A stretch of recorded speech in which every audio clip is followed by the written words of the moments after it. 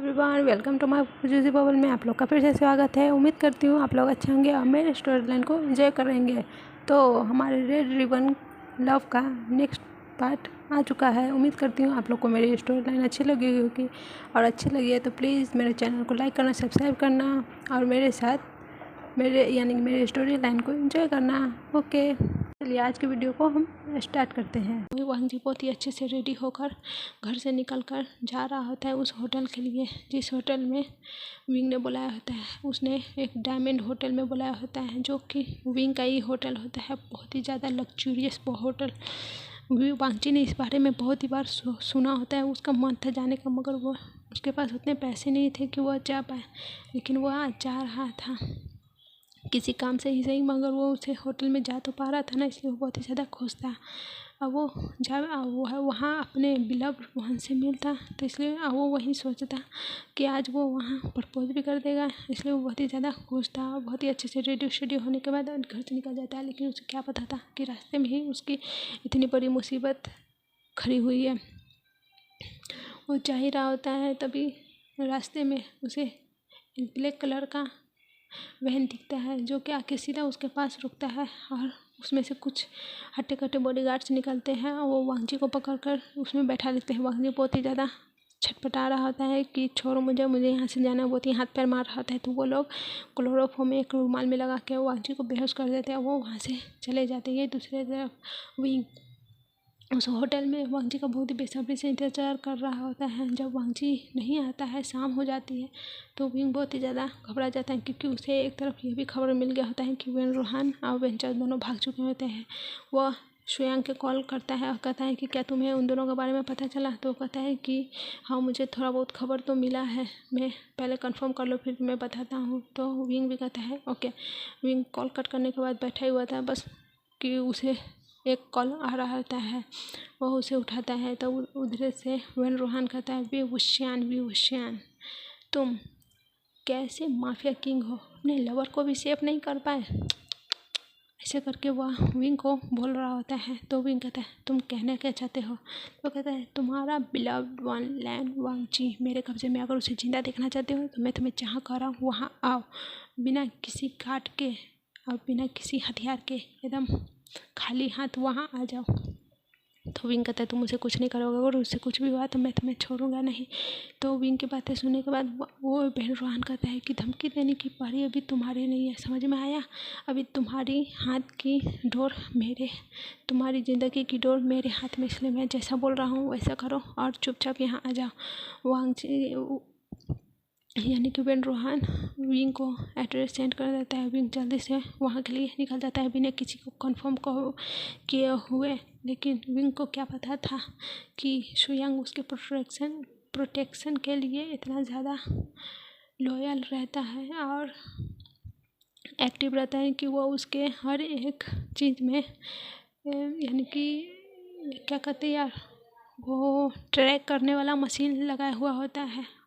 वहाँ विंग जब दूसरी जगह के लिए निकलता है तो शुयांग को पता चल जाता है कि वह दूसरी जगह के निकल रहा है, और उसे पता चल जाता है कि वेन रोहान ने क्या कहा, क्योंकि विंग के मोबाइल को वो हैक करके रखता है, हैक करे रहता है, और उसे प्रॉब्लम कोई होती है तो उसे पता चलता है। वो दोनों किसी से कोई बात शेयर नहीं यानी छुपाते नहीं है, इसलिए विंग को भी कोई प्रॉब्लम नहीं था इसे। और शुयांग को पता चल जाता है। वो सारे बॉडीगार्ड्स को चुपके से लेके जाता है, बिना विंग को भी नहीं बताता है, और वो चुपके से लेके जाता है। विंग जब वहाँ पहुँचता है तो देखता है कि वेन चाओ और वेन रोहान ने वांग जी को एक चेयर से बांध के रखा होता है, उसे काफ़ी ज़्यादा चोट आई होती है। यही फ्लैशबैक वांग जी को जब किडनैप करके लेके आता है वेन चाओ के आदमी, तो वेन चाओ वांग जी को देखने के बाद वो बहुत ही ज़्यादा खो ही जाता है उसकी ब्यूटी में। वो कहता है वाह, सच में वी वुशियान माफिया किंग की तो चॉइस बहुत ही ज़्यादा खूबसूरत है। तुम्हें डिस्ट्रॉय करने से अच्छा क्यों ना मैं तुम्हें पहले एक बार टेस्ट कर लूँ। ये सब वांग जी सुन रहा होता है, उसे बहुत ही ज़्यादा डिस्गस्टिंग फील हो रहा होता है। वह वेन चाओ को ज़ोर से धक्का मारता है, कहता है मुझसे दूर रहो, तुम क्या कह रहे हो? तब वो कहता है वेल तुम, मुझे पता है तुम भी उस वी वुशियान से प्यार करते हो, है ना? इसलिए तो इतना रेडी शेडी आज हो है ते वैलेंटाइन डे पे, वांग जी यह सुनने के बाद शॉक्ड हो जाता है कि इसे कैसे पता। तो वो कहता है टेंशन मत लो, थोड़ी देर में तुम्हारा लवर भी यहाँ पहुँच ही जाएगा, उसके बाद अपनी आंखों के सामने उसे मरते हुए देख लेना वो भी, और उसके बाद तो मैं तुम्हें टेस्ट कर लूँगा क्यों ब्यूटी, ऐसे करके वो उसे टच कर रहा होता है। तो वांग जी को बहुत ही ज़्यादा गुस्सा आ रहा होता है, उसकी तरफ से बहुत ही ज़्यादा गंदा फील हो रहा होता है। तो वांग जी उसे ज़ोर से धक्का मारता है जिससे वेंचा को फिर से गुस्सा आता है और वो एक तमीज़ा खींच के बहुत ही ज़ोर से दमदार मारता है वांग जी को, जिसकी वजह से उसके पूरे चिक्स रेड हो जाते हैं, उस पर रेड रेड निशान हो जाता है और वांग जी के लिप्स में कट भी लग जाता है और इसी वजह से उसे चोट के निशान थे। और वो कह देता है अपने आदमी उसे कि इसे रस्से से बांध दो। फ्लैशबैक खत्म हुआ। अब यहाँ आते हैं वांग जी की ऐसी हालत देखने के बाद विंग को बहुत ही ज़्यादा गुस्सा आता है। वो वेंचा पे चिल्ला कर कहता है कि वेंचा तुम्हारी हिम्मत कैसे हुई वांग जी के साथ ऐसा करने की। तो उस पर वेंचा कहता है ओह अपने लवर को ऐसी हालत में देखने के बाद दुख हो रहा है, होना चाहिए, थोड़ी देर दुख कर लो, उसके बाद तो इसका टेस्ट मैं ही लूँगा और तुम यहाँ से जाओगे अपने हाथ धोकर। वांग जी ये सब देख रहा होता है, उसकी आंखों में आंसू होता है जब उसे पता चलता है कि विंग उसे आज प्यार कर रहा है या प्यार करता है। आज वो उसे प्रपोज करने वाला था। वेंचा उसे बताता है कि तुम जहाँ जा रहे थे जिस होटल में, उसी होटल में तुम्हारे लवर ने तुम्हारे प्रपोज करने के लिए पूरा डेकोरेट कर रखा होता, मगर अफसोस तुम्हारा डेट अब नहीं होगा, तुम्हारा टेस्ट मैं लूँगा, तुम बहुत ही ज़्यादा टेस्टी लग रहे हो। ऐसे करके वो अपने लिप्स को लिक करता है। तो वांग जी को बहुत ही ज़्यादा गुस्सा आता है और इसी वजह से उसे पता चलता है कि विंग भी उसे पसंद करता है। वो बहुत ही ज़्यादा खुश भी था और बहुत ही ज़्यादा डर भी रहा था कि अगर विंग यहाँ आ गया उसे कुछ हो गया तो क्या होगा। और वांग ये सब देखने के बाद वांग जी की ऐसी हालत देखने के बाद विंग बहुत ही गुस्सा हो रहा होता है। उसे कहता है कि उसे छोड़ दो, उसे जाने दो, उसने तुम लोग का कुछ नहीं बिगाड़ा होता है। तो वेंचाओ कहता है उसने नहीं बिगाड़ा है मगर तुमने तो बिगाड़ा है ना, तुमने मेरी पूरी की पूरी ही कंपनी को डिस्ट्रॉय कर दिया, मेरा काम सबको बंद करवा दिया, तो तुम्हें क्या लगता है कि मैं तुम्हें छोड़ दूँगा। तो इस पर वेंचाओ की बात सुनकर विंग कहता है कि तुम्हें जो भी बदला लेना है मुझसे लो, उसे छोड़ दो, वो इनोसेंट है, उसने तुम लोग का कुछ नहीं बिगाड़ा है। तो इस पर विंग कहता है हाँ इनोसेंट तो है मगर ये बहुत ही ज़्यादा टेस्टी मील लग रहा है, पहले मैं खा लूँगा उसके बाद इसे छोड़ दूँगा। इसकी बात पे विंग को बहुत ही ज़्यादा गुस्सा आता है। वो आता है वेंचाओ की कॉलर पकड़ता है, उसे 2-3 पंच खींच के मारता है। वेंचाओ भी यह देखने के बाद बहुत गुस्सा हो जाता है। वो दोनों के बीच लड़ाई होने लगता है। जब वेंचाओ को लगता है कि वो विंग से नहीं जीत सकता तो वो अपने बॉडीगार्ड्स को इशारा करता है कि पकड़ो इसे। वो विंग को पकड़ लेता है और विंग को बहुत ही ज़्यादा बुरी तरह से उसे मारने लगता है। यह देखने के बाद वांग जी को बहुत ही ज़्यादा बुरा लग रहा होता है कि उसकी वजह से विंग यहाँ फंस गया, उसके साथ ये सब हो रहा है। वो रो भी रहा होता है, उसकी आंखों से कंटिन्यू आंसू गिर रहे होते हैं और विंग को यहाँ वेंचाओ बहुत ही बुरी तरह से मार रहा होता है और उसके सिर पे गन पॉइंट कर देता है कि आज तुम नहीं बचोगे। विंग की आंखों में बिल्कुल भी डर नहीं था, वो बस उसे घूरे जा रहा होता है और उसे कह देता है कि तुम वांग जी को छोड़ दो, मेरे साथ जो करना है वो करो, मगर वो तो सुन ही नहीं रहा होता है। यहीं दूसरी तरफ सुयांग जब देखता है कि अब हाथ से पार हो रहा है बात, तो वो सारे अपने बॉडीगार्ड्स को लेकर अंदर आ जाता है क्योंकि वह विंग का तब से पीछा कर रहा था और वो बस एक अच्छा मौका ढूंढ रहा होता है। जब वो देखता है कि वेंचा हुआ विंग से बात करने में बिजी हुआ है तब वो अपने बॉडीगार्ड्स को हर तरफ फैला देता है और वो अंदर आ जाता है और एक शूट मारता है वेंचा के शोल्डर पे। जिस हाथ में उसने गोली ले रखी थी, बंदूक ले रखी थी, वो नीचे गिर जाता है और विंग जल्दी से उसे उठाकर वेंचा पे ही हेड पे टिका देता है और उसके विंग के एक बॉडीगार्ड आके जल्दी से वांग जी को हाथ को खोलते हैं। वांग जी यानी कि विंग वेंचाओ को एक साइड कर उसके तरफ गन करके ही वांग जी की तरफ चला जाता है। उसे कहता है कि तुम ठीक हो ना, तुम्हें कुछ हुआ तो नहीं है ना। तो वांग जी भी रोने लगता है और कहता है नहीं मैं ठीक हूँ, आपको बहुत ज़्यादा चोट लग गई है, मेरी वजह से वो आई एम सॉरी ऐसे करके वो रोने लगता है। तो विंग उसे हक कर लेता है, कहता है इट्स ओके मैं ठीक हूँ, मुझे कुछ नहीं हुआ है। उसे उसके पीठ को सहला रहा होता है, उसे शांत कर रहा होता है। वे सब लोग ये सब देख रहे होते हैं। सॉरी गाइस बहुत ही ज़्यादा गर्मी है, मेरा तो जान ही निकला जा रहा है और बोला भी नहीं हो रहा है, मेरा गला बहुत ही ज़्यादा सूख चुका है। फिर मैं किसी तरह इस एफएफ को कंप्लीट कर देती हूँ क्योंकि मैं 2 पार्ट नहीं बनाना चाहती। ओके ये बस 1 शॉट होगा और एक ही में इसे मैं कंप्लीट कर दूँगी। मेरा तो जान ही निकला जा रहा है इस गर्मी में। ओह चलिए वापस अब यानी कि सॉरी बकवास करने के लिए बीच में हम कंपनी को अपने एफ को स्टार्ट कर यानी कि स्टोरी को वापस अपने स्टोरी पे आते हैं। विंग उसको ये रेस्ट करा ही देता है। तभी दूसरी तरफ से विन रोहन आता है और एक गोली वांगजी की तरफ चला देता है, क्योंकि कहता है तुम घुट घुट कर मरोगे और ये वांगजी मरेगा और उसकी याद में तुम घुट घुट कर मरेंगे। वांगजी को गोली लगने वाली होती है, लेकिन विंग जल्दी से उसे फ्लिप करके खुद उस बंदूक यानी कि उस गोली के सामने आ जाता है और वो सीधे जाकर विंग के स्टमक यानी कि टमी में यानी कि पीछे से बैक साइड से पीठ पे लगता है, जो कि टमी के पास होता है। आगे से टमी यानी कि आगे से पेट और पीछे से पीठ था, वहाँ पे लगता है विंग को। और वांगजी यह देखकर बहुत ही ज़्यादा ज़ोर से चिल्लाता है विंग। जब वांगजी के मुंह से विंग अपना नाम सुनता है उसे बहुत ही अच्छा लगता है और वो कहता है मेरा नाम फिर से लो। ऐसा ही करते करते वो नीचे गिर जाता है, उसकी आंखें बंद हो जाती है। वांगजी बहुत ही ज़्यादा रोने लगता है। शुयांग के कुछ बॉडीगार्ड वेन रोहन को भी पकड़ लेते हैं। कुछ देर में वहाँ पे पुलिस भी आ जाती है और वो वेंचा को और वेन रोहन को वहाँ से पकड़ के ले जाती है बहुत ही ज़्यादा टाइट सिक्योरिटी से। और विंग को जल्दी से हॉस्पिटल पहुँचाया जाता है। कुछ देर डॉक्टर को भी भेजा जाता है। कुछ देर के बाद डॉक्टर बाहर निकलते हैं और वो कहते हैं कि ज़्यादा टेंशन लेने की ज़रूरत नहीं है, उन्हें हार्ट इंजरी नहीं हुआ, उनके कोई भी बॉडी ऑर्गन को कोई प्रॉब्लम नहीं हुई है, वो अब ठीक है, खतरे से बाहर है, कुछ समय में वो ठीक भी हो जाएंगे। विंग यह यानी कि वांगजी यह सुनने के बाद एक रिलीफ की ब्रीथ लेता है और वह वहाँ पे ही खड़ा रहता है। कुछ देर बाद वांगजी को यानी विंग को नॉर्मल वार्ड में शिफ्ट किया जाता है। वहाँ पे सब उसे मिलने जाते हैं, वांगजी भी जाता है। विंग अभी बेहोश था, उसे अभी होश नहीं आया होता। डॉक्टर ने कहा था कि उसे 4-5 घंटे के बाद होश आ जाएगा। और वांगजी विंग के पास ही विंग का हैंड पकड़ के बैठा होता है और उसे बोल रहा होता है कंटिन्यू को प्लीज़ जल्दी से अपनी आँखें खोलो ना, मैं आपसे बहुत प्यार करता हूँ, मैं आपको आज प्रपोज करने वाला था, ये देखो आज क्या हो गया। ऐसे करके वो रो रहा होता है, बहुत ही ज़्यादा रो रहा होता है और विंग के हैंड पे किसेस किए जा रहा होता है। और तो ऐसे ही करते करते 5 घंटा बीत जाता है। अब धीरे धीरे विंग की आंखें खुल रही होती है। अब वो जब अपनी आंखें खोलता है तो वो देखता है वांगजी को, जो कि उसके हैंड पे ही सिर रख के सो चुका होता है। उसकी आंखों से लगातार आंसू फिर भी गिरे जा रहा होता है। वो धीरे से मूव करता है, जिसकी वजह से वांगजी का आँख खुल जाता है। वो जल्दी से विंग की तरफ देखता है, कहता है कि तो तुम्हें होश आ गया। तो विंग कहता है कि हाँ प्लीज़ रोना बंद करो, रो मत। तो वांगजी कहता है I am sorry, please I am sorry, मुझे माफ़ कर दो, मेरी वजह से ये सब हुआ है। तो इस पर विंग कहता है कि डोंट वरी, ये सब तुम्हारी वजह से नहीं हुआ है, तुम इसे अपने लिए ब्लेम यानी अपने ऊपर ब्लेम मत करो, ब्लेम मत करो। वांगजी करता है और कहता है मैं डॉक्टर को बुलाता हूँ।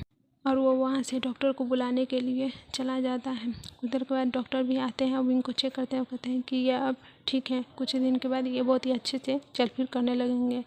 तो वांगजी भी कर देता है और कहता है कि उसे अब घर चाहे तो ले जा सकते हैं, नहीं तो 1 हफ्ते यहाँ रहने दे जाए। वो विंग तो कहता है कि मैं हॉस्पिटल में नहीं रहूँगा, मुझे बहुत गंदी स्मेल आ रही है, मुझे घर जाना है। तो पर वांगजी कहता है कि चुपचाप आप यहीं रहो, चुपचाप यहीं रहो। बहुत ही डांट कर कहता है विंग को अपनी हेल्थ का आपको थोड़ा भी फिक्र नहीं है, इतना गहरा चोट लगा है आपको, घर जाना, घर जाकर क्या करोगे आप। और उसे उस पर गुस्सा कर रहा होता है। तो विंग तो पहले शॉक्ड हो जाता है, वो पहले ही वाइफ वाली पूरी ड्यूटी है ना निभाने लग रहा है, शुयांग टीस करता है। तो वांगजी इससे शर्मा जाता है, उसके कान रेड हो जाते हैं, कहते हैं मैं कोई वाइफ की तरफ बिहेव नहीं कर रहा हूँ। तो वांगजी की बात सुनकर शुयांग कहता है वो इसलिए चिल्ला रहे हो अपने हस्बैंड पे एक वाइफ की तरह। इस पर विंग भी और शुयांग हंसने लगते हैं और वांगजी कहता है शट अप, ऐसे ऐसे कुछ भी नहीं है। वो अपनी नज़र इधर उधर करने लगता है। तो विंग के वांगजी की ऐसी चाइल्डिश हरकत देखने के बाद वो दोनों और भी ज़्यादा हंसने लगते हैं। वांगजी बहुत ही ज़्यादा एम्बैरेस फील कर रहा होता है।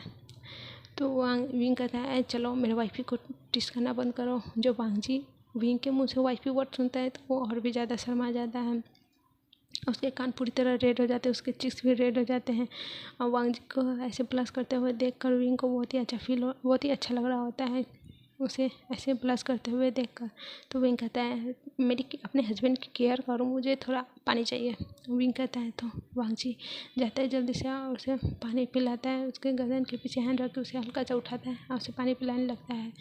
तो कहता है एक वाइफ की अच्छी सी ड्यूटी, ऐसे करके वो उसे टीस कर रहा होता है। विंग की यह टीचिंग वाली बातें वांगजी ये सुन कर बहुत ही ज़्यादा शर्मा रहा होता है और उससे कहता है कि प्लीज़ ऐसे मुझे टीस करना बंद करो, मगर विंग तो उसकी बातें नहीं सुन रहा होता है और उसे टीस किया जा रहा होता है। ऐसे ही करते करते एक हफ्ता बीत जाता है और विंग बहुत ही अच्छे से रिकवर भी हो रहा था, क्योंकि वो बहुत ही ज़्यादा स्ट्रॉन्ग पर्सन था।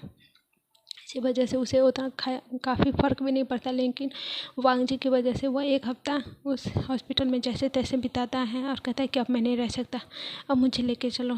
तो वांगजी भी हाँ कर देता है। वो जाके डिस्चार्ज पेपर फुलफिल करता है और वो दोनों ही विंग के ही घर के लिए निकल जाते हैं। वांगजी विंग के ही साथ चला जाता है, क्योंकि विंग ने कहा था कि प्लीज़ मेरे साथ चलो, मैं अकेला रहता हूँ, मुझे तुम्हारी ज़रूरत है, तुम मेरे साथ रहो, हम जल्दी शादी भी कर लेंगे। मैंने सोचा था कि तुम्हें एक बहुत ही अच्छे से प्रपोज करके तुमसे पूछूंगा, मगर इस वेन रोहान के बच्चे ने तो पूरा का पूरा हमारा प्लान ही ख़राब कर दिया। तो वांगजी कहता है कोई बात नहीं, कहकर वह दोनों वहाँ से विंग के महल के लिए यानी कि विंग के घर के लिए निकल जाता है। वहाँ आने के बाद वांगजी बहुत ही शॉक्ड हो जाता है, क्योंकि विंग का पैलेस बहुत ही ज़्यादा खूबसूरत था, बहुत बड़ा था, वहाँ पे गार्डन भी थी। वांगजी को बहुत ही अच्छा लग रहा होता है विंग का घर देखने के बाद। वह कहता है कि बहुत ही ज़्यादा खूबसूरत है। तो विंग कहता है और वो दोनों अंदर चले जाते हैं। कुछ समय के बाद विंग भी ठीक हो जाता है। उसके बाद विंग वांगजी अपना शादी के लिए एक डेट फिक्स करते हैं। वो दोनों शॉपिंग वॉपिंग करते हैं, अच्छे से एक दूसरे के लिए ड्रेस सिलेक्ट करते हैं, रिंग सिलेक्ट करते हैं। उसके बाद वो दोनों ही शादी कर लेते हैं। शादी के दिन वो दोनों बहुत ही ज़्यादा खुश थे और विंग को भी बहुत खुश था। और अब हमें नाइट का सीन दिखाया जाता है। वांगजी रूम में बैठ के विंग का वेट कर रहा होता है और विंग जब रूम में आता है तो वो वांगजी के लिए एक बहुत ही ज़्यादा खूबसूरत गिफ्ट लाया होता है। वो कहता है कि मैं तुम्हें प्रपोज करने के वक्त ये देना चाहता था, मगर ये नहीं हो पा, इसलिए मैं तुम्हें वेडिंग नाइट पे ये गिफ्ट देना चाहता हूँ। ये मेरी मॉम की है, ये मेरी मॉम की कुछ चीज़ें हैं जो कि वो चाहती थी कि मैं अपने होने वाले वाइफ के लिए रखूं। मेरी वाइफ तो तुम हो, तो इसलिए मैं ये सब तुम्हें देना चाहता हूँ। वांगजी वो गिफ्ट लेकर वो बॉक्स को ओपन करता है। वो देखने के बाद चौंक हो जाता है कि उसमें बहुत ही ज़्यादा खूबसूरत हैंडबैग था और बहुत ही ब्यूटीफुल सा उसमें बहुत ही ब्यूटीफुल सा एक नेकलेस भी था, यानी कि चैन वाला नेकलेस था और उसमें एक ब्रासलेट भी था, बहुत ही ज़्यादा खूबसूरत था। वांगजी ये देखने के बाद बहुत ही ज़्यादा चौंक जाता है। वो कहता है कि ये तो बहुत ही ज़्यादा महंगा होगा, मैं कैसे ले सकता हूँ। तो विंग कहता है कि ये महंगा, इसकी महंगाई पे मत जाओ प्लीज़, ये मेरी मॉम की तरफ से तुम्हारे लिए गिफ्ट है, इसे अपना रख लो। वांगजी भी समझता है कि विंग अपने मॉम से बहुत ही ज़्यादा प्यार करता है, वो फिर रख लेता है उसे। और उसके बाद विंग वहाँ पे बैठ गया। वो दोनों कहते हैं कि हम दोनों तो एक दूसरे के बारे में ज़्यादा कुछ जानते नहीं हैं, तो अगर तुम चाहो तो हम थोड़ा टाइम लेने के बाद अपने रिलेशन को आगे बढ़ाएंगे, जब एक दूसरे को जान लेंगे तब। विंग की ये सब बातें सुनने के बाद वांगजी को बहुत ही अच्छा फील होता है, उसे बहुत ही वार्म फील होता है अपने दिल में, क्योंकि अगर विंग की जगह यहाँ कोई और होता तो वो बिना कुछ किए सिर्फ वांगजी पे भूखे शेर की तरह टूट पड़ता। लेकिन विंग उसे टाइम दे रहा है तो उसे बहुत ही अच्छा लगता है। वो कहता है नहीं, हम ऐसे भी अपने रिलेशन को स्टार्ट कर सकते हैं, ऐसे भी स्ट्रेंजर बिना कुछ एक दूसरे के जाने सीधे शादी करने के बाद कैसे वो आगे बढ़ते हैं। हम लोग तो फिलहाल कुछ एक दूसरे को थोड़ा बहुत जानते भी हैं, हमें चाहिए एक दूसरे को आगे जान लेंगे। तो विंग कहता है क्या तुम सच में ये चाहते हो? तो वांगजी हाँ कर देता है। विंग उसे धीरे धीरे उसके करीब बढ़ने लगता है, उसे फिर उसके कानों में जाके विस्पर करके कहता है कि क्या मैं सच में सब कुछ कर सकता हूँ ना? तो वांगजी कहता है हाँ, मैं चाहता हूँ कि हम आज अपनी वेडिंग नाइट को कंप्लीट करें, एक दूसरे को पूरा राइट दें जो एक दूसरे का है। तो ये सब सुनने के बाद विंग फिर अपने कंट्रोल खो देता है, यानी कि अपने ऊपर कंट्रोल जो कर रहा था वो नहीं करता है और वह वांगजी को किस करना शुरू कर देता है। जब उसके वार्म विंग वांगजी के ऊपर फील होते हैं तो वांगजी को बहुत ही अच्छा फील होता है। वो दोनों धीरे धीरे किस करना शुरू कर देते हैं। पहले तो बहुत ही ज़्यादा एकदम स्मूथ से दोनों किस करते हैं। धीरे धीरे विंग का हंगरनेस बढ़ने लगता है, वो वांगजी को एकदम पैशनेट किस करने लगता है। वांगजी को भी बहुत ही अच्छा फील हो रहा होता है, वो चाहता है कि वांगजी विंग उसे पूरी की पूरी डिस्ट्रॉय कर दे, ऐसा उसे फील हो रहा था उसके दिल में। उसे बहुत ही ज़्यादा अच्छा लग रहा था, वो सोचता है कि वांगजी विंग उसे और भी ज़्यादा अच्छे से किस करे। वो विंग के बालों में अपने हैंड फंसाता है और उसे और भी अपने करीब खींचता है। उसकी इस एक्शन से वांगजी को विंग को और भी ज़्यादा हंगरनेस फील होता है। वो उसके लिप्स पे पूरा का पूरा टूट पड़ता है। विंग वांगजी को धीरे धीरे बेड पे लेटा देता है, वो उसको पूरा ऊपर टॉप पे आ जाता है और उसे बहुत ही पैशनेट किस करना लगता है। विंग वांगजी के लिप्स पे बाइट करता है, जिससे वांगजी अपना माउथ ओपन कर देता है और विंग उसके माउथ में अपना टंग डालकर उसे स्क्रॉल करना शुरू कर देता है। वांगजी को बहुत ही ज़्यादा हॉटनेस फील होता है। विंग धीरे धीरे उसके पूरे बॉडी पे किस कर देता है, उसके बॉडी से कपड़े पूरे रिमूव कर देता है। ये सब देखने के बाद वांगजी को तो बहुत ही ज़्यादा शर्म आ रही होती है, मगर वो फिर भी विंग को करने देता है। विंग उसके पूरे बॉडी पर एक्सप्लोर करने के बाद उसके पूरे बॉडी को वो धीरे धीरे उसके लोअर बॉडी पे जाता है। वो जाकर ड्रॉल से एक लिक्विड निकालता है और फिर वांगजी को प्रिपेयर करना शुरू कर देता है। वांगजी को पहले दर्द होता है, मगर वो फिर धीरे धीरे उसे बहुत ही ज़्यादा प्लेजर फील होता है। वांगजी मोइन करने लगता है। उसके मोइन सुनने के बाद वांगजी को विंग को बहुत ही अच्छा फील होता है और धीरे धीरे विंग उसके अंदर अपने आप को एंटर कराता है और धीरे धीरे उसे पुश करना शुरू कर देता है। वांगजी को पेन होता है और वो विंग से कहता है पेन हो रहा है मुझे। तो इस पर विंग कहता है कि थोड़ा पेन होगा, मगर उसके बाद तुम्हें अच्छा लगेगा। और वह अपने स्लोली खुद को इन आउट करना शुरू कर देता है। सॉरी यार, बोलने में थोड़ा अजीब लग रहा है, मगर कोई बात नहीं, मैं करूँगा। ऐसे ही करते करते वांगजी को कुछ देर बाद अच्छा फील होना शुरू हो जाता है और वह विंग को फास्ट होने के लिए कहता है। विंग भी फास्ट हो जाता है। दोनों ही बहुत ही अच्छा फील कर रहे होते हैं, दोनों की बहुत ही अच्छा प्लेजर फील हो रहा होता है। वांगजी उसे और भी फास्ट होने को कह रहा होता है और विंग और भी फास्ट होते जाता है, उसके डिमांड को फुलफिल करते जा रहा था। ऐसे ही करते करते वो लोग बहुत ही ज़्यादा राउंड कर लेते हैं और हर एक पोजीशन में करते हैं। कभी डॉग स्टाइल में यानी कि डॉग पोजीशन में, तो कभी वांगजी के लेग्स को विंग अपने शोल्डर पे रखे, तो कभी काउच पे, बेंच पे, या हर जगह वो लोग बहुत ही ज़्यादा राउंड्स लेते हैं। विंग और वांगजी ऐसे ही करते करते उन लोग के पता भी नहीं चलता है और सुबह के 4 बज जाते हैं। उन लोग को पूरी रात इतना ज़्यादा वो लोग मेकआउट करते हैं। वांगजी बहुत ही ज़्यादा थक जाता है और वह सो जाता है। विंग भी जब वो सो जाता है तो यानी कि वांगजी तो समझो बेहोशी हो जाता है, तब जाके विंग रुकता है 4 बजे के करीब और उसे अपने बाहों में लेके वैसा ही सोने लगता है। लेकिन उसे थोड़ा स्टिकी सा फील होता है, तो वो वांगजी को खुद उठता है, वांगजी को फ्रेश करता है, खुद भी फ्रेश होता है और बेडशीट को हटा कर चेंज करता है। बिना कुछ पहने ही दोनों वापस से ब्लैंकेट के अंदर जाकर सो जाते हैं। नेक्स्ट मॉर्निंग दोनों की नींद करीबन 12 बजे खुलती है।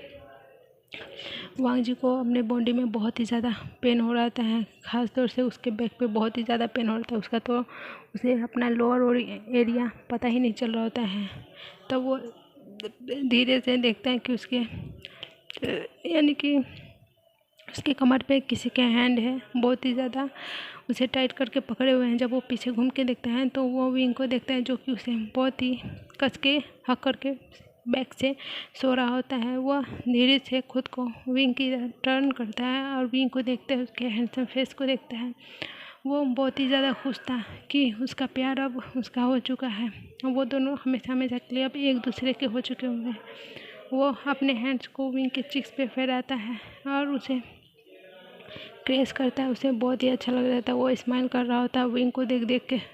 और उसे फिर रात की सारी बातें याद आ रही थी, सारी चीज़ याद आ रही थी कि वो दोनों ने कितना पैशनेट सा नाइट स्पेंड किया होता है। इसी की वजह से विंग यानी कि वांगजी का पूरा चिक्स रेड हो जाता है, वो बहुत ही ज़्यादा ब्लश करने लगता है और वो विंग के चेस्ट में अपना फेस घुसेड़ लेता है। इतना ज़्यादा उसे शर्मा आ रहा होता है। वो और ज़्यादा से विंग का हक करके वो ऐसे ही लेटा रहता है। कुछ देर के बाद विंग को भी यानी कि विंग भी उठ जाता है नींद से और वह वांग जी को देखता है जो कि जागा हुआ था और उसके लिपट के सोया हुआ होता है। तो विंग उसे धीरे से अपने चेस्ट से बाहर निकालता है उसके फेस को और उस पर किस करके गुड मॉर्निंग विश करता है। वांग जी भी उसे गुड मॉर्निंग कहता है। वो दोनों एक दूसरे को देख के स्माइल कर रहे होते हैं क्योंकि वो दोनों एक दूसरे बहुत ही ज़्यादा प्यार कर रहे होते हैं। उन दोनों को अब बहुत ही अच्छा लग रहा होता है। विंग उठता है फ्रेश होने के लिए और वांग जी को भी उठाता है। वांग जी के बैक में बहुत ही ज़्यादा पेन हो रहा है। वो विंग को फिर घूर के देखता है और विंग नर्वस में इधर से उधर अपना मुंडी करता है कि मैं क्या करूं। मैं बहुत ज़्यादा, तुम भी तो हॉर्नी हो गए थे, तुम भी तो बोल रहे थे फास्ट और फास्ट और फास्ट, ऐसे कौन बोल रहा था। ये सुनने के बाद वांग जी का पूरा फेस रेड हो जाता है। वो विंग को कहते हैं सेमलेस, ऐसे करना बंद करो। तो वांग जी ऐसे कहता है तो विंग हंसने लगता है। उसे कहता है मैंने गलत किया, मैंने सही तो किया है, तुम ही तो कह रहे थे और फास्ट। तो वांग जी उसे कहता है शट अप ऐसे करके उसे चिल्लाता है कि प्लीज़ अपना मुंह बंद करो, प्लीज़ ऐसे मत बोलो। उसे बहुत ही ज़्यादा शर्म आ रही होती है। तो विंग अपना कहता है ओके मैं तुम्हें टिस नहीं करूँगा। वो उसे अपने आर्म्स में उठाता है प्रिंसेस टाइप से और फिर वॉशरूम में चला जाता है। दोनों वहाँ पे फ्रेश होते हैं। विंग वांग जी को प्रेस करा होता है तो वांग जी कहता है नहीं तुम बाहर जाओ, मैं खुद ही कर लूँगा। तो विंग कहता है तुम्हें शर्माने की ज़रूरत नहीं, मैंने सब चीज़ तो देख ही लिया है, अब क्यों तुम खुद को छुपा रहे हो। तो इस पर वांग जी उसके माउथ पे अपना हैंड्स रख लेता है। कहता है प्लीज़ अपना माउथ बंद रखो, ऐसे बोलना बंद करो। तो विंग कहता है अरे मैंने गलत ही क्या बोला है, तुमने मुझे पूरा देख लिया, मैंने तुम्हें पूरा देख लिया, अब हम एक दूसरे से क्या ही छुपाएंगे। तो वांग जी विंग को कितना भी शांत करता है मगर विंग तो चुप ही नहीं हो रहा था। तो वांग जी लास्ट में हार मान लेता है। कहता है कि छोड़ो, गले से ब्रीथ लेके अब मैं कर ही क्या सकता हूँ, इसका तो माउथ बंद ही नहीं होता। मुझे नहीं पता था कि मेरे बॉस इतने ज़्यादा ही सेमलेस हैं। तो वो कहता है कि वो तुम्हारा बॉस था जो कि सेमलेस नहीं था, अब ये तुम्हारा बॉस नहीं, तुम्हारा हस्बैंड है जो कि बहुत ही ज़्यादा सेमलेस है, सिर्फ अपने वाइफ ही के लिए। तो विंग की बातें सुनकर वांग जी कहता है मैं वाइफ नहीं, मैं हस्बैंड हूँ। नहीं तुम तो मेरी वाइफ हो क्योंकि तुम तो बॉटम हो। तो वो विंग की बात सुनकर वांग जी कहता है शट अप प्लीज़ ऐसे बोलना बंद करो। तो विंग कहता है ओके मैं अब टिस नहीं करूँगा। वो दोनों फ्रेश होते हैं। वांग जी को विंग उठा के लाता है, उसे बेड पे धीरे से बैठाता है, उसको वेप करता है टावल से, फिर उसे ड्रेस पहनाता है एकदम लूज। उसकी पूरी बॉडी को देख कर वांग जी विंग को फिर से हॉटनेस फील हो रहा था, हॉट फील हो रहा था। लेकिन वो खुद पे कंट्रोल करता है, कहती नहीं मैंने इसे रात को बहुत तंग किया है तो मैं इसे अभी आराम करूँगा, फिर रात में तो हमारा एवरी डे तो होगा ही। तो वो ऐसा सोच के अपने हेड को शेक करता है और वांग जी को फिर से पूरा ही पहना लेता है कपड़ा। और उसके जिनसे पे जब हैंड फेल करता है तो वांग जी मौन करता है। तो विंग कहता है प्लीज़ ऐसे मौन मत करो वरना मैं फिर से अभी तुम्हें खाना स्टार्ट कर दूँगा। तो वांग जी कहता है कि नहीं प्लीज़ ऐसे मत करो, मैं बहुत ही ज़्यादा थक गया हूँ, मुझे भूख लगी है। तो विंग फिर उसे छोड़ देता है, खुद भी ड्रेसअप होता है और वांग जी को अपने आर्म से उठा लेता है क्योंकि वांग जी चलने के लायक नहीं था। वांग जी की पूरी बॉडी में बहुत ही ज़्यादा पेन हो रहा था, उसके लेग्स बहुत ही शेक कर रहे होते हैं, उसे चलने में नहीं बन रहा था। तो वांग जी को विंग अपने उठा लेता है आर्म्स में और दोनों ही नीचे जाते हैं। नीचे सुयांग और शाओ सिंचन बैठे हुए थे, वो इन दोनों की शादी हुई थी तो वो दोनों ने आज यहीं रुक गए थे। और विंग का रूम साउंड प्रूफ रूम था, इसी वजह से यानी कि बाहर साउंड नहीं आता तो प्रॉब्लम नहीं थी। ओके, वो दोनों नीचे आते हैं। वांग जी को विंग अपने आर्म में लेकर ही आ रहा होता है। तो सुयांग देख लेता है, शाओ सिंचन देखने के बाद कहता है कितने लवी डवी कपल्स आ रहे हैं, मुझे बहुत ही पसंद अच्छा लग रहा है। विंग को लाइफ में भी अब कोई आ गया है। ये दोनों ही स्माइल करते हैं और वहाँ पे आ जाते हैं। विंग वांग जी को जब चेयर पे बैठाता है तो वांग जी आउच करता है क्योंकि उसे पेन होता है, वो बैठने में नहीं बन रहा होता है। तो वांग जी को विंग अपने लैप में ही बैठा लेता है। इससे वांग जी को बहुत ही शर्म आ रहा होता है मगर वो क्या कर भी क्या सकता था, वो चेयर पे नहीं बैठ पा रहा होता। तो वो ऐसे ही शाई करता है और वांग जी के विंग के लैप पे बैठ जाता है। विंग उसे अपने हाथों से ब्रेकफास्ट कराता है और शाओ सिंचन और सुयांग दोनों देख रहे होते हैं इन दोनों को, लवी डवी कपल को, न्यू वेडली कपल को। तो कहते हो गया अब इतना भी मत करो। तो न्यू से यानी कि वांग जी कहता है कि तुम अपने है ना हस्बैंड को खिलाओ। जब तुम अपने हस्बैंड के साथ ऐसा नहीं कर सकते, इसका मतलब ये थोड़ी है कि मैं नहीं करूँगा। तो शुयांग के भले विंग की ऐसी बातें सुनकर साउ शिनचैन अपना मुंह फुला लेते, कहते हाँ तुम्हारी कितने अच्छे लवी डबी से हो रहे हो, तुम कितने अपने हस्बैंड को केयर कर रहे हो, उसे खिला रहे हो अपने हाथ से। मुझे तो ये कभी अपने हाथ से खिलाता भी नहीं है। वो अपना मुंह फुला लेता है। तो शुयांग कहता है बेबी ये मैं खिला रहा हूँ ना, वो भी उसे खिलाने लगता है। ऐसा ही करते हुए वो लोग अपना ब्रेकफास्ट करते हैं। और फिर उसके बाद शुयांग साउ शिनचैन कहता है कि हम दोनों अब घर जा रहे हैं, हम कल से यहीं हैं। तो वो लोग हाँ कर देते हैं। वो दोनों अपने घर के लिए निकल जाते हैं। भी फिर से वांग जी को अपने आर्म में कैरी करता है और उसे लेकर अपने रूम में आ जाता है। वांग जी को मेडिसिन खिला देता है और उसे आराम करने के लिए कह देता है। वो कहता है कि मैं कुछ काम करने के लिए स्टडी रूम में जा रहा हूँ। वो ऐसे करके स्टडी रूम में चला जाता है। वांग जी को नींद तो नहीं आ रही होती, इसलिए वो बेड पे लेटा ही पूरे घर को देख रहा होता है। वो कल आया था तो पूरे रूम को नहीं देख पाया था, क्योंकि पूरी डिम लाइट थी और पूरा सजा हुआ था। वो पूरे रूम को देख रहा था। पूरा रूम इतना ज़्यादा ब्यूटीफुल था। बेड के साइड में एक बहुत ही बड़ा विंग का फोटो था, जिसमें वो बहुत ही ज़्यादा हैंडसम लग रहा होता है। वांग जी तो विंग को ही घूरे जा रहा होता है, क्योंकि उसमें बहुत ही ज़्यादा हैंडसम लग रहा होता है। उसके बाद वो हर चीज़ को देखता है और देखकर बहुत ही ज़्यादा खुश हो जाता है। वो पहली बार ऐसा देख रहा होता है, क्योंकि वो एक पुअर है और ऊपर से उसका कोई फैमिली भी नहीं है। वो बस एक अपार्टमेंट में रहता था अपने फ्रेंड के साथ, इसलिए उसे बहुत ही अच्छा लग रहा होता है। वो सब चीज़ को देख रहा होता है। ऐसे ही देखते देखते उसे कब नींद आती जाती है उसे पता भी नहीं चलता, वो सो जाता है। अब हम शाम का सीन 5 बजे का दिखाया जाता है। विंग वांग जी को प्यार से किस पूरे फेस में उसके कर करके उसे उठा रहा होता है। वांग जी बहुत ही ज़्यादा परेशान हो रहा था, क्योंकि उसे अभी सोना था थोड़ा देर और, लेकिन विंग उसे परेशान किया जा रहा था।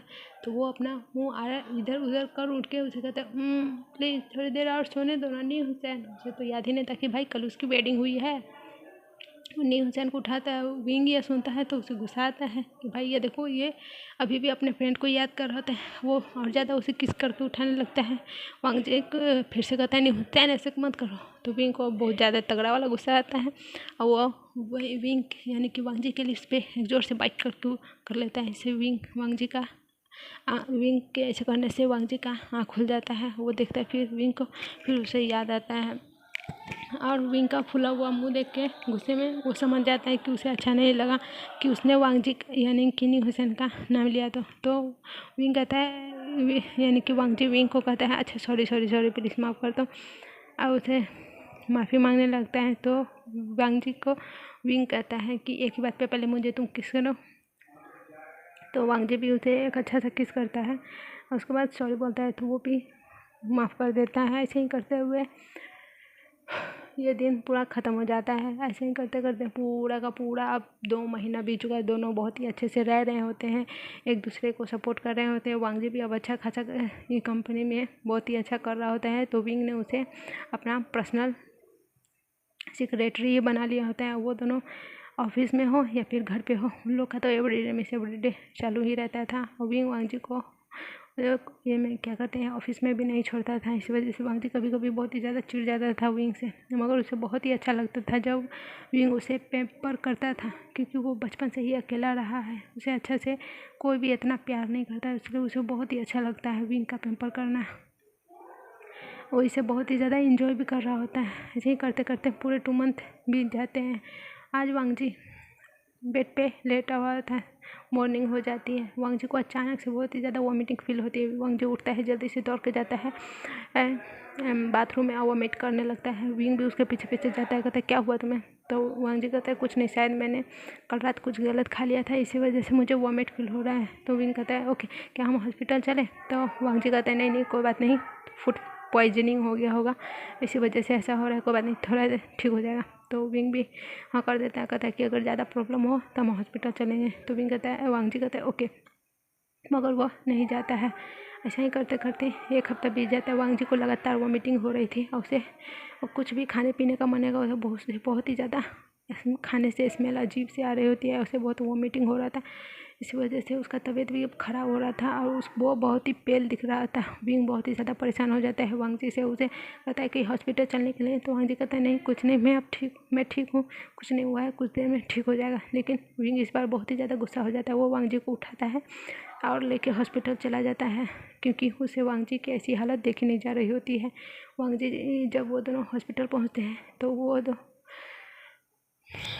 डॉक्टर के कैबिन में जाते हैं। डॉक्टर उन दोनों को लेकर जाती है, विंग को कहती है यहाँ पे बैठने के लिए, और वो वांगजी को अपने साथ लेकर उसका चेक करने के लिए चले जाते हैं। वहाँ जाने के बाद वो वांगजी का थोड़ा बहुत एक्सरे भी करते हैं और उसके बाद कहते हैं कुछ देर रुकने के लिए। जब वो यानी कि एक्सरे का पेपर आ जाएगा तो वो लोग चेक करेंगे।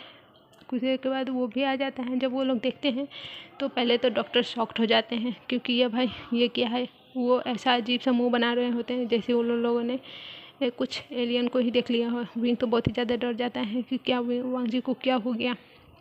और वो जाता है डॉक्टर के पास, कहता है कि क्या वो मेरे वांगजी को क्या कोई बीमारी हो गई है बड़ी ऐसी।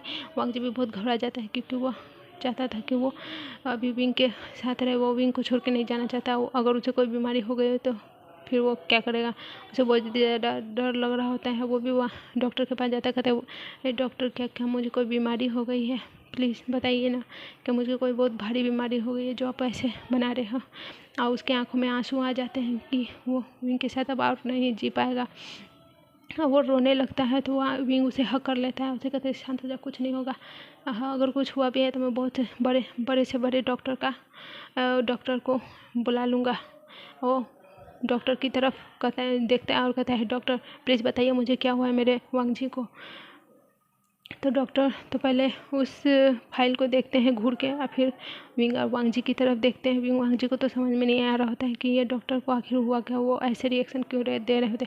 फिर विंग को तो बहुत ही ज़्यादा गुस्सा आ जाता है, क्योंकि डॉक्टर कुछ बोल नहीं रहा था। तो वो डॉक्टर पे चिल्ला के बोलता है कि डॉक्टर अगर आपको अपना हॉस्पिटल सही सलामत रखना है तो जल्दी से बताओ क्या हुआ है मेरे पेशेंट का, यानी कि मेरे पेशेंट्स का लेवल का ये मत करो, टेस्ट मत लो।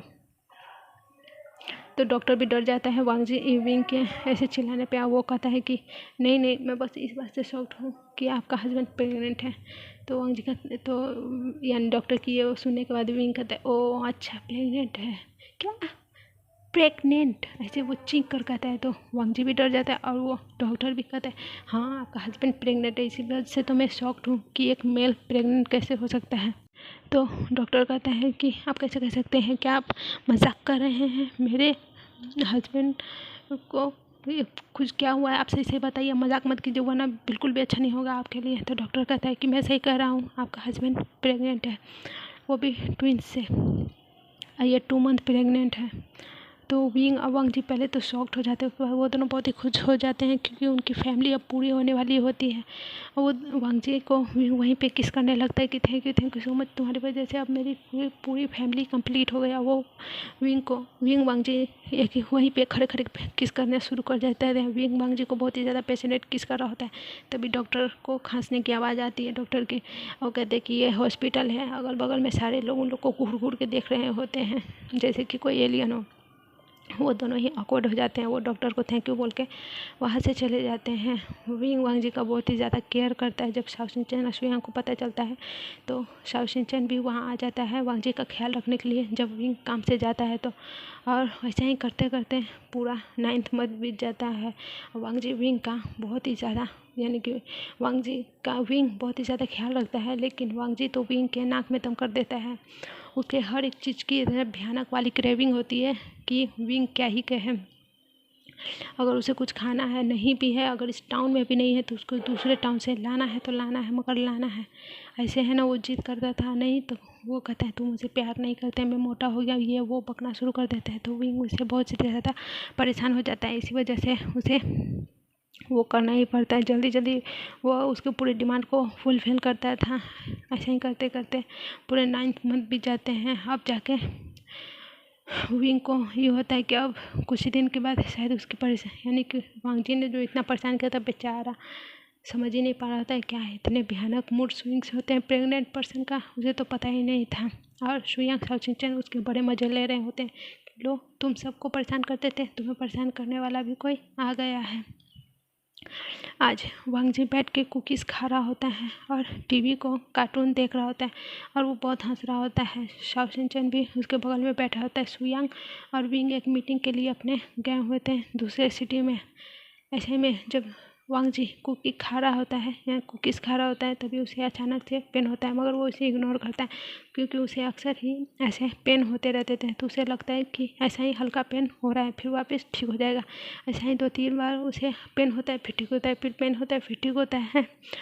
तो वो इसे इग्नोर करके अपना टीवी इंजॉय कर रहा होता है। फिर अचानक से उसे फिर पेन होना शुरू होता है। उसे लगता है इस बार भी वैसा ही पेन होगा, मगर इस बार पेन आराम होने का नाम ही नहीं ले रहा था। पेन धीरे धीरे बढ़ता ही जा रहा था। वांग जी बहुत ज़ोर से चिल्लाता है, विंग ऐसे करके वो चिल्लाता है। तो सुयांग शाओ शिनचैन वाले उसकी तरफ जल्दी से देखता है और कहता है क्या हुआ? तो कहता है मुझे बहुत ही ज़्यादा पेन हो रहा है, मुझे अब बर्दाश्त नहीं हो रहा है, लग रहा है कि मैं मर जाऊँगा, इतना ज़ोर से मुझे पेन हो रहा है। और उसके नीचे से वाइट लिक्विड रिलीज होना शुरू हो जाता है। तो वांग जी समझ जाता है कि उसका लीवर पेन स्टार्ट हो गया। तो वो शाओ शिनचैन से कहता है कि जल्दी से विंग को कॉल करो कि मेरा लीवर पेन स्टार्ट हो गया है। शाओ शिनचैन जब यह सुनता है तो बहुत ही ज़्यादा घबरा जाता है। वो जल्दी जल्दी सुयांग को कॉल करता है। शाओ शिनचैन सुयांग विंग दोनों को कॉल करता है। वो दोनों अभी मीटिंग में बिजी थे और मीटिंग अब ख़त्म होने वाली ही थी, इसलिए वजह से वो ना उठा रहे थे। वो जल्दी से वांग जी को 2-3 मिनट्स के हिसाब से उठाता है, कार में डालता है और हॉस्पिटल के लिए चला जाता है। उसी बीच वह सुयांग और विंग को कॉल भी कर रहा होता है। तभी सुयांग कॉल उठाता है और कहता है क्या हुआ? हम मीटिंग में बिजी थे इसलिए नहीं उठा पा रहे थे। तो शाओ शिनचैन कहता है कि वांग जी का लीवर पेन स्टार्ट हो गया है, जल्दी से आओ। सुयांग जब यह सुनता है तो वो विंग को बताता है। विंग जो बात कर रहा था वो उन सबसे एक्सक्यूज़ करता है। वो वहाँ से जल्दी से फ़्लाइट लेके यानी कि अपने प्राइवेट जेट में बैठता है, जल्दी से वहाँ से शंघाई के लिए निकल जाता है। वो जल्दी से जाता है, हॉस्पिटल में चला जाता है जिस हॉस्पिटल का नाम बताया हुआ था।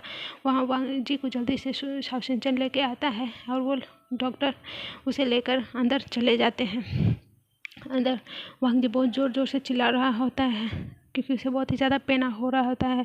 और यहाँ विंग और सुयांग भी आ गए होते हैं और वो न्यू सेन भी आ गया होता है क्योंकि अब न्यू सेन भी उन लोग के साथ मिल चुका, यानी कि न्यू सेन भी उन लोग से मिल गया होता है और उन लोग अच्छे से रहते थे। इसलिए शाओ शिनचैन को भी पता था सुयांग न्यू सेन के बारे में। तो वो न्यू सेन को कॉल लगा देता है। न्यू सेन भी निमिंग जी के साथ आ जाते हैं क्योंकि वांग जी उन दोनों के साथ ही क्लोज था, इसी वजह से वो तीनों वहाँ पे खड़े हुए थे। तभी विंग और सुयांग दोनों आ जाते हैं। तब विंग सुनता है अंदर से कोर्टयार्ड से बहुत ही ज़्यादा ज़ोर ज़ोर से चिल्लाने की आवाज़ आ रही होती है। तो विंग बहुत ही ज़्यादा घबरा जाता है। वो कहता है क्या हुआ वांग जी को? वांग जी इतना चिल्ला क्यों रहे हैं? उसे बहुत ही ज़्यादा पेन हो रहा है। तो कहता है कोई बात नहीं, वो डिलीवरी हो रही है इसी वजह से उसे पेन हो रहा है, जल्दी वो ठीक हो जाएगा, घबराने की तो मुझे ज़रूरत नहीं है। लेकिन विंग को तो बहुत ही ज़्यादा घबराहट हो रही होती है। वो इधर से उधर चक्कर लगा रहा होता है। जो भी नर्स डॉक्टर आते जाते हैं उन लोग से उन सबको पकड़ पकड़ के पूछ रहा होता है कि क्या हुआ, कि उसके वांग जी को क्या वो ठीक है? तो वो लोग कहते हैं कि आप टेंशन मत लीजिए, वो ठीक है।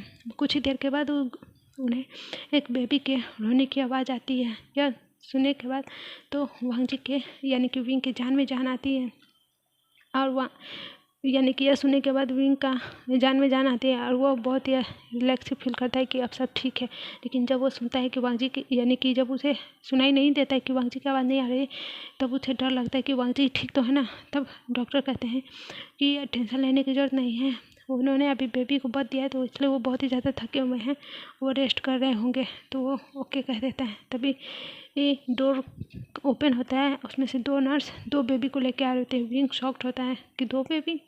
तब उसे याद आता है कि हाँ उसके ट्विंस बेबी थे। अब वो उन दोनों को देखता है, उसके आंखों से आंसू गिरने लगते हैं कि आज ये उसका बेबी है, उसका खुद का बेबी। वो दोनों ही बहुत ही ज़्यादा क्यूट थे, एक लड़का था और एक लड़की थी। विंग को बहुत ही ज़्यादा अच्छा लग रहा था इन दोनों के देखने के बाद ही। इसमें से एक वांग जी की तरह था टिटो कॉपी और एक विंग की तरह थी, बेटी विंग की तरह थी और बेटा वांग जी की तरह था। दोनों को देखकर विंग को बहुत ही अच्छा लग रहा होता है। वो दोनों को अपने गोद में ले लेता है। वांग जी यानी कि डॉक्टर मना भी करती है कि दोनों को एक साथ नहीं लेने के लिए, मगर फिर भी विंग दोनों को ले लेता है एक साथ और दोनों के फोrehead पे किस करता है। उसके बाद डॉक्टर उन दोनों को लेकर बच्चों को चली जाती है। कुछ देर के बाद वांग जी को दूसरे नॉर्मल वार्ड में शिफ्ट किया जाता है और विंग भी जाता है उनसे मिलने के लिए। धीरे धीरे वांगजी अपना आँखें खोलता है, वो विंग को कहता है, विंग की तरफ देखता है और कहता है हमारा बेबी। तो विंग कहता है कि हमारा बेबी वो साइड में है। तो वांगजी फिर कहता है कि मुझे मेरे बेबी को देखना है। विंग भी उन दोनों को लाके वांगजी के बगल में रख देता है। वांगजी उन दोनों को देखता है और उसके भी आंखों में आंसू आ जाते हैं और वो विंग के पकड़ के कहता है हमारा फैमिली, मेरे मॉम डैड नहीं थे, मैंने मॉम डैड का प्यार नहीं पाया, लेकिन हम अपने बच्चों को दोनों मॉम डैड का प्यार देंगे। तो विंग भी हाँ कहता है, क्योंकि उन दोनों के ही मॉम डैड नहीं थे, वो दोनों ही अनाथ थे, ऑर्फन थे, इसलिए उन दोनों को पता है कि एक मॉम डैड का कमी कैसा होता है। वो दोनों ही बहुत ही खुश थे। वो कुछ दिन के बाद विंग वांगजी को बेबीज़ को लेके घर जाता है। उन दोनों का नेम सेरेमनी होता है, जिसमें विंग अपने बेटे का नाम वुयोंग रखता है, अपने बेटी का नाम वी शियाओ रखता है। इन दोनों ही नाम उन दो सबको बहुत ही ज़्यादा अच्छा लगता है। और ऐसे ही करते करते दिन बीत जाते हैं। उनके दोनों बेटी 5 साल के हो गए थे और वांगजी फिर से प्रेग्नेंट था, फिर से ट्विंस बेबी से प्रेग्नेंट था। इस पे सुयांग और शाओशिनचेन उसे मजाक उड़ाते हैं, कहते हैं हाँ तुम तो लगता है हमेशा ट्विन को ही बर्थ देते रह जाओगे। तो वांगजी उन दोनों पे को ग्लेयर करता है तो वो दोनों चुप हो जाते हैं। और इस बार वांगजी उन दोनों को परेशान नहीं करते हैं और कुछ ऐसे ही 9 महीना बीत जाते हैं। फिर उन्हें पता चलता है कि फिर से वांगजी ने 2 बेटा बेटी को जन्म, यानी कि एक बेटा एक बेटी को जन्म दिया है। वो लोग बहुत ही खुश होते हैं। ऐसे करते करते हैप्पी एंडिंग हमारी हो जाती है और हमारा ये वेब ख़त्म होता है। तो आप लोग बताना आपको ये वन शॉट वेब कैसा लगा। और इस वेब का नाम है, यानी कि मुझे तो स्टार्टिंग में बताना चाहिए लेकिन मैं लास्ट में बता रही हूँ, my red ribbon and silver eyes. Okay, तो चलिए बाय बाय। अच्छा लगे तो प्लीज़ लाइक करना, सब्सक्राइब करना, मेरे चैनल को, मेरे स्टोरी लाइन को एंजॉय करना।